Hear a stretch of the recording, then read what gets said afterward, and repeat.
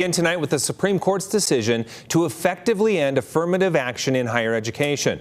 That decision coming down this morning and drawing protesters to the steps of the High Court. At one point, police moving protesters out because of a suspicious package, which has since been cleared. Yes, now here in Utah, colleges across the state are outlining how they'll move forward in a world without race-based admissions.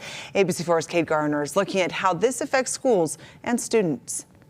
I think that's the big question a lot of people have today. So I spoke with college officials, including one here at Weber State University, to learn about any potential effects this could have on students. I don't want any student who wants to aspire to higher education to not make that effort. University of Utah law professor Erica George explains what this decision could mean for college admission. You can't have a system that is race conscious without understanding the meaning of race. So it can't be race X, Y, or Z, tick a box and you're in. Race is one of many factors used in the college admission process, and this decision lightens the weight it currently carries. It can be an exploration of my experience as race X and country Y taught me these things, or I learned in this way, or these experiences informed and influenced how I operate in the world, how I see the world, and what I can contribute to an educational environment. She says admission offices will need to be careful. However, universities will still be able to promote diverse student populations. I am so excited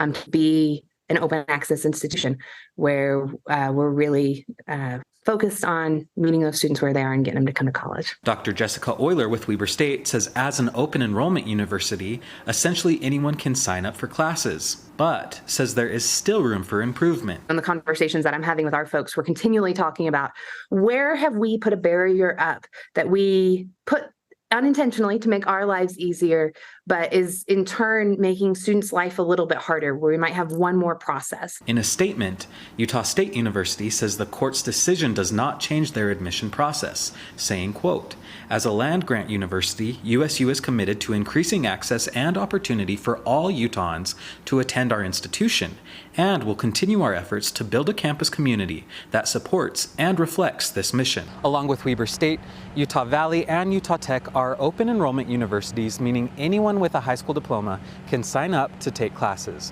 Reporting from Ogden, Kate Garner, ABC4 News. President Joe Biden slamming today's decision from the Supreme Court and urging colleges and universities not to abandon their pursuit of diversity on campus.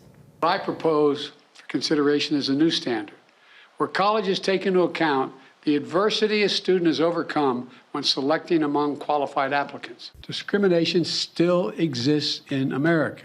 We cannot let this decision be the last word. The White House also directing the Department of Education to find ways to circumvent changes to admission practices. All right, a lot of people talking about this today, including Utah's senators applauding the ruling. Senator Mitt Romney tweeting out that the court is following the Constitution. Here's what he's saying, at least partially anyway. Preference for one is prejudice for another. Senator Mike Lee, meanwhile, chiming in to say this: race-based discrimination is against the law.